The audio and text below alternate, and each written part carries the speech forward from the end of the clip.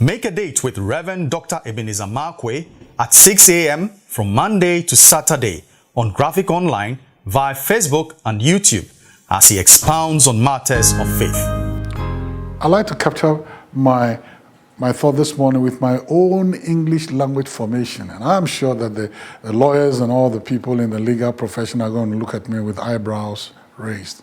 Like, what are you talking about? Well, I'll capture my thought this morning with the word non-evidence evidence. Non-evidence evidence. So you can put the non-evidence, put the N-O-N with a hyphen, evidence. So here's the point. In Genesis chapter 39, when Potiphar's wife was demanding sexual favor from Joseph, and Joseph said, I'm not going to do this. And the Bible says Joseph fled. He ran away. But in so doing, she took hold of his robes. That means she derobed him. She derobed him, and she had in her hands Joseph's robes. And that is what she used to accuse Joseph of having made an attempt to rape her. Oh, wow. I think Shakespeare said, hell hath no fury such as that of a woman whose love has been spared. Because I can't get what I want, I'm going to put you down. And she had evidence. And the evidence she had was his robes. So wherever she goes to tell a story, people will ask Joseph, so how did your robes get into her hands? So in the eyes of everybody, Joseph was guilty as hell. Because the evidence was there. But can I tell you something? It was no evidence in the eyes of God. It was false. It was not the truth.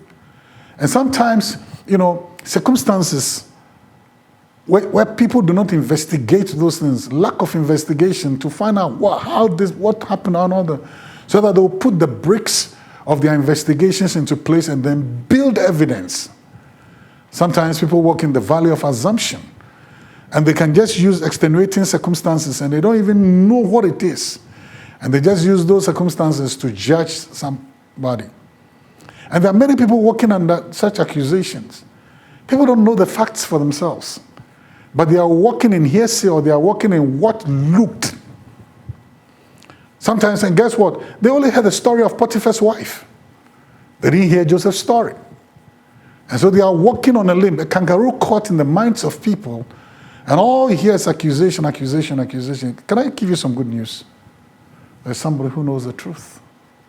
And that's God. So the extenuating circumstances may look as if you are guilty, but in the eyes of God, you're not. There are things people don't know. There are facts people don't know. One day the truth is going to come out. Sooner, I hope so. Or later, perhaps. You know what? Potiphar's wife had the evidence. The evidence of Joseph's robes. But how Joseph's robes got into her hands, people didn't know. And for the rest of Joseph's life, he was walking under that dark clouds of accusation. You know what? Hold your truth. Walk by your truth. Time will tell. Where they sought to put you through false accusation, lack of facts, assumptions, hearsays, I can tell you the tide is going to turn. And one day, Potiphar's wife is going to meet you as the Prime Minister of Egypt. I wonder what she's going to do. Is she going to hide? Is she going to hide behind her husband? What if Joseph decides to go see Potiphar, calls Potiphar, Potiphar, come, let's talk about some things that needs to be done in the palace. Bring your wife. Or there's a palace party and Potiphar's wife is invited. How's she going to look? God will always find a way to lift you up above the accusation, the false accusations. See what he said to his son. The Lord said unto my Lord, sit on my right hand until I make your enemies your footstool. A day is going to come. A day is going to come. Hold your truth. Keep your trust in God. He will find a way to vindicate you. The choices are yours. See you later. Please visit our website, graphic.com.gh, or follow us on Facebook at Daily Graphic and on YouTube and Twitter at GraphicGH. Subscribe now.